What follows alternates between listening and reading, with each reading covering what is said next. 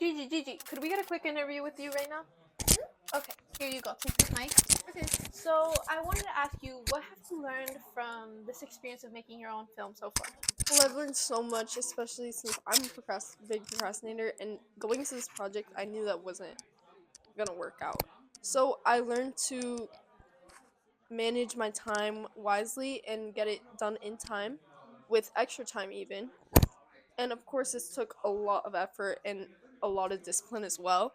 Like for example, I got sick in the last few weeks of editing, which it was mostly a lot of my turn to start editing, and it was hard, and obviously I still stuck through it. I wasn't gonna let myself down, and I ended up doing it perfectly. Okay, so were there any specific challenges and how did you overcome these challenges? Yeah, one specific challenge we had was when we put all the filming clips together.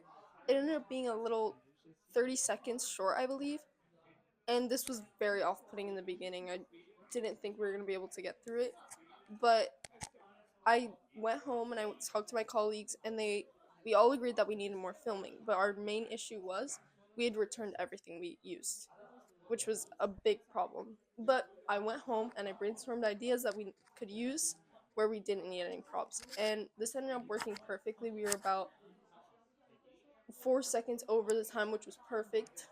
And yeah, once we put all the clips together, like one clip, for example, that was fully made up was when the doctor grabs his coat. That's realistically just a white polo that we made look like a coat because we didn't have the coat. So, how exactly did your production skills and editing skills evolve?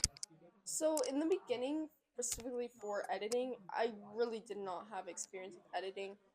With my group project, I did in like 7th grade. I picked up probably nothing from that. Um, but we were able to work around it, and I did learn a lot about editing.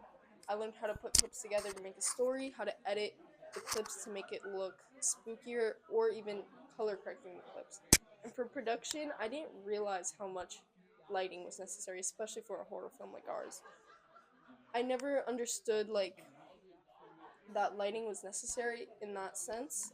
And for us, we used an LED light lamp, which we maneuvered around our actor to create the scenes that we wanted. And even then, we still had to color correct it, and I never understood that one beginning production. But overall, I wouldn't trade this experience for the world. So, can I ask you one last question? Yes. What products did you use to make this film? Okay, so in specific for the products, we had nothing fancy for our equipment. We used an iPhone 15 Pro because we really didn't have the utilities for it. And to hold it in place, obviously, because it couldn't be like shaky or anything, we used a tripod, which worked perfectly.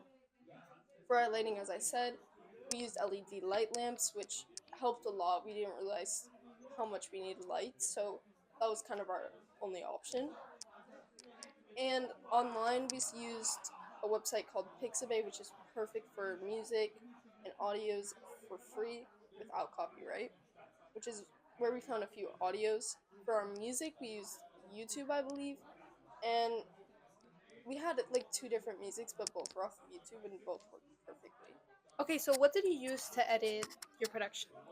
Well, we all wanted to use something we were all familiar with since we were all going to be editing on this film. We all use something called Adobe, which I was the one I used in 7th grade. Again, I still didn't pick up much from it, but because of how simple and easy Adobe is, it was able to work out perfectly. And another great tool we used was Canva. Canva was probably the lifesaver of this project. I used it for the credits, I used it for the title. I was mostly using Canva in my group, but Canva was probably the lifesaver of my project. Okay, thank you so much. That's it for now. I'll see you later. Thank you.